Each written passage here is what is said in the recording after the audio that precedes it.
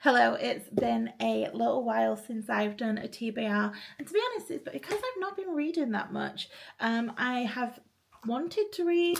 We went away in September twice, and I packed my Kindle full of books, and I read one of them. I read Dear Enemy, which hopefully you'll have seen the review of just last week, but I thought we're going to get back on track. I'm not going to make my Goodreads goal, and I'm really sad about it, but I can still read books if I want to. So this video is going to be my November TBR. I think I'm going to put 4 books, maybe 5. I'm going to do 5 books, and that is because one of them I'm reading slowly. So I'm going to read Manifest. It's basically teaching you the art of manifestation. I've only read the introduction so far. It's not a super thick book, but I think it's something I want to take my time reading. So it's got little work sheets in there. I'm not going to write in the book because I can't write in a book. It's got little exercises to do. So I'm going to read this one. Hopefully I can get it done in November if I read it bit by bit. This is probably the only physical book I'm going to read this month, and everything else will be on my Kindle.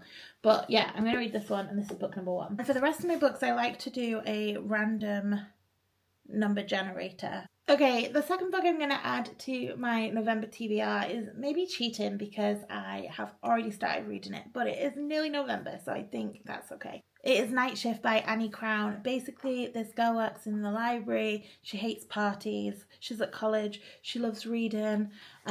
She likes reading romance novels, and she just doesn't like socializing, basically. And then one night, this guy comes in. He's like the best player on like the basketball team or something like that.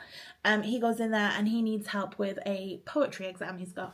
So they meet and he asks her for help, and that's as far as I've got so far. So I'm reading that on my Kindle, and I'm going to continue to read that one. So I think that one should count. I know it's a little bit cheating, but I'm already reading it. So I think I might like to put a Christmas one on there as well. So I might just have a little look before we random number generate.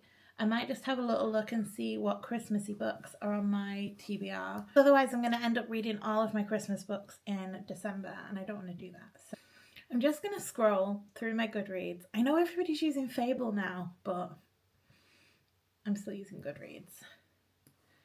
So I'm going to scroll through my Goodreads until I come across a cover that looks a little bit Christmassy. And okay, there we go. So we're going to do One Snowy Week in Spring Hollow by Lucy Knott. I feel like I've read a Spring Hollow book before, but maybe I haven't. Let's have a little read. So I'm going to read the little blurb from there, and I'll put a picture of the book just here. So this is book number 3 out of 5. So it says, Tomboy Scarlett thought Devon would be her best friend forever. He was the only person in Spring Hollow who supported her ambitious artist dreams. But then one winter, Devon and his parents disappear without warning to start a new life in New York City. And a devastated Scarlett is left alone to face her high school bullies and overbearing mother.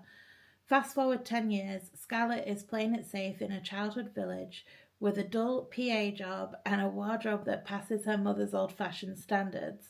Meanwhile, Devon is a Hollywood heartthrob. Doesn't this sound like Dear Enemy that we just read? Starring in the latest superhero blockbuster, and he's finally coming home for Christmas.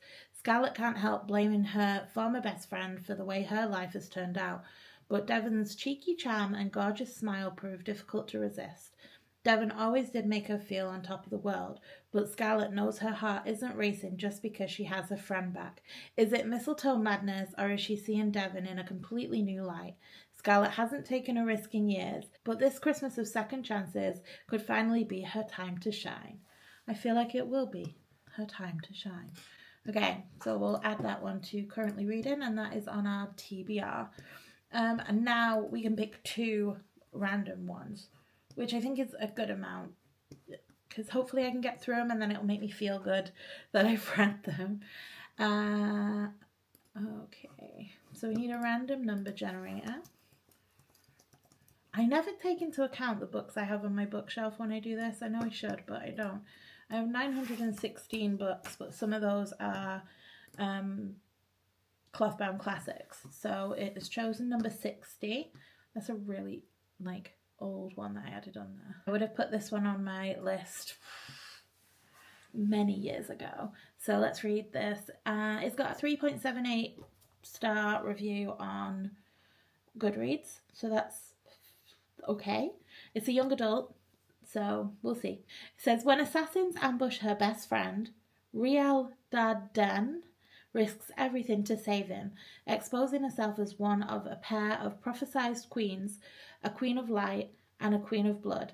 To prove she is the Sun Queen, Rial must endure 7 elemental magic trials. If she fails, she'll be executed, unless the trials kill her first. Oh, like a Hunger Games situation. 1,000 years later, the legend of Queen Rial is a fairy tale to Elena Ferracora, a bounty hunter for the Undying Empire. Elena believes herself untouchable until her mother vanishes. To find her, Elena joins a rebel captain and discovers that the evil at the Empire's heart is more terrible than she ever imagined.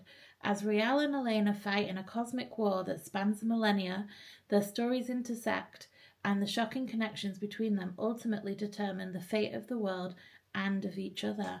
That sounds good. It's big. It's 497 pages, but we'll add it anyway. And I'm not super excited to get to that one, but we'll get to it nonetheless, hopefully.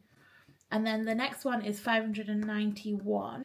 Okay, 591 is On a Night Like This by Lindsay Kelk.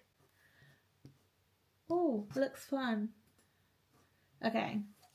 It says, within days of wishing she could change her life, Fran Cooper is acting assistant to a celebrity. We've got lots of celebrities in this TBR. On a yacht in the Mediterranean and en route to a tiny Italian island and the glittering crystal ball, along with the world's rich and famous, when she quite literally bumps into a handsome American called Evan, a man able to keep his cool in the face of chaos, the magic really begins. Evan makes her a promise, no last names, no life stories, just one unforgettable night. Yet Evan belongs at the crystal ball and Fran is a gatecrasher. They may be soulmates, but their homes are oceans apart and their lives a world apart. They'll never meet again unless, on a night like this, everything can change forever. Okay, I think that's a nice mix of books, actually. I'm excited to read a Christmas book. I want to finish the book I'm currently reading.